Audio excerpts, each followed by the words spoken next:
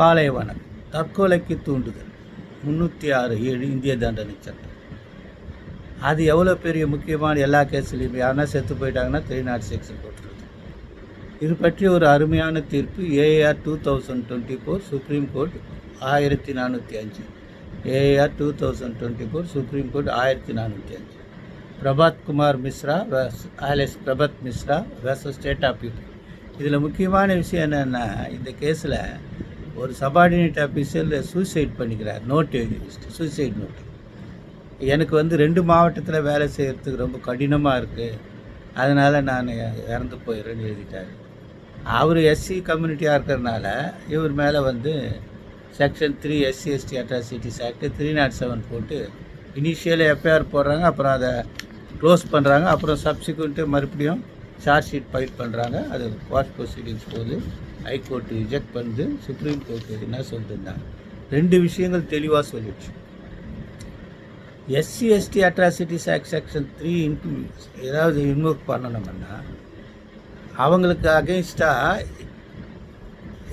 Indian penal கோடு சட்டப்படி ஏதாவது குற்றங்கள் இழைக்கப்பட்டிருக்க வேண்டும்.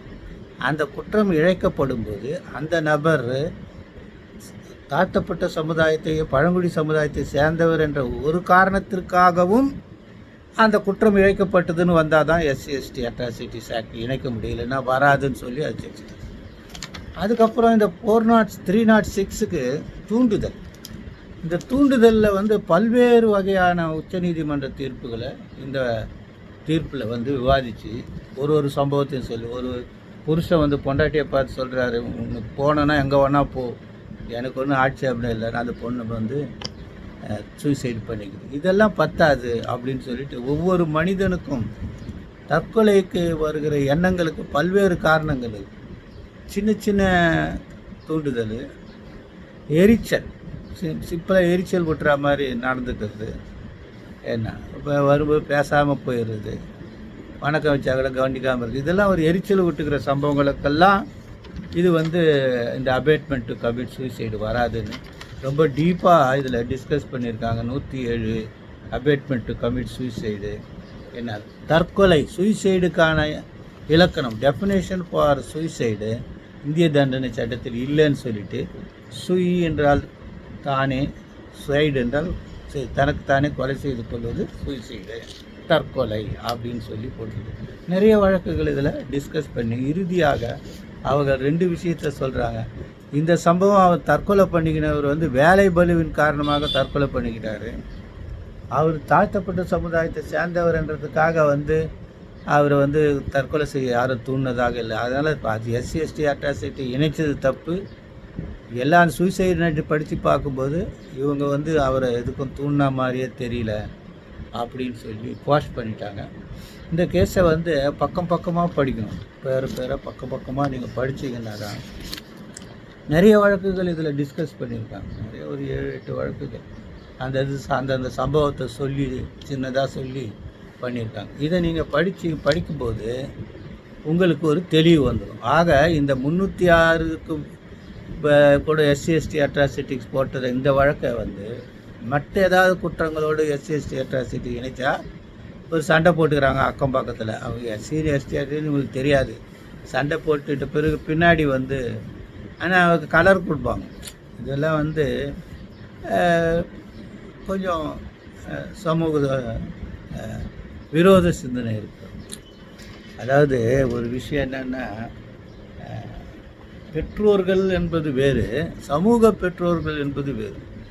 பெற்றோர்கள் தங்களுடைய பிறப்புகளையும் தங்களுடைய உறவுகளையும் தான் கவனிப்பாங்க. சமூக பெற்றோர்கள் என்பது தன் பிள்ளையை போல் அடுத்த பிள்ளைகளையும் அன்பாக கவனிப்பவர்கள் தான் சமூக பெற்றோர்கள்.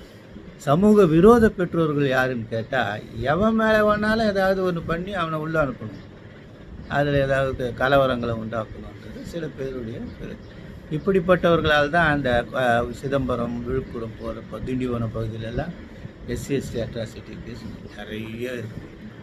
சில பேர் அங்கே நடக்கிறது உண்மை தான். சில நேரங்களில் அந்த பெரும்பாலும் தென் மாவட்டங்களெல்லாம் அது இருக்குது. நான் மதுரையிலலாம் இருக்கும்போதே தண்ணி வைக்க வந்தவனை அடிச்சிடுவாங்க வக்கீல்.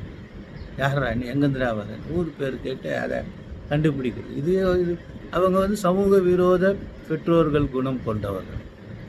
அது பெற்றோர்னா வயதானவங்க தான் இருக்கணும்னு அவசியம் இல்லை. ரெஸ்பான்சிபிலிட்டி, பெற்றோர் என்று சொன்னால் வளர்க்க வேண்டியது, கவனிக்க வேண்டியது, நல்லொழுக்கத்தோடு இருக்கிறார்கள்னு பார்க்க வேண்டியது எல்லாம் வந்து ஒரு பெற்றோர்கள். அது மீன் ரெஸ்பான்சிபிலிட்டி பர்சன்ஸ் வந்து சமூக விரோத எண்ணங்களை வச்சுக்கிட்டு மனிதர்களை எல்லாம் ஒருத்தர் பண்ணுறது தான். இது மாதிரிலாம் தீர்ப்பு எடுத்து வச்சுங்க. காலை வணக்கம், நன்றி. அடுத்தது இன்னைக்கு வந்து 2010 1000த்துக்கு மேற்பட்ட நேரடி பல்கலைக்கழகத்தில் MA முதுகலை பட்டம் பெற்றவர்கள்லாம் வழக்கறிஞர்களாக ஆகிட்டு அது நிலுவையில் இருந்த வழக்கு மூலமாக இன்றைக்கு வழக்கெல்லாம் பதிவு செய்தனால அவர்கள் எல்லோருக்கும் என் இனிய வாழ்த்துக்கள். ஏன் வாழ்த்துக்கள் சொன்னேன், அதற்காக அதிக அளவில் முயற்சி எடுத்தது நான் தான் என்பது அனைவருக்குமே தெரியும். காலை வணக்கம்.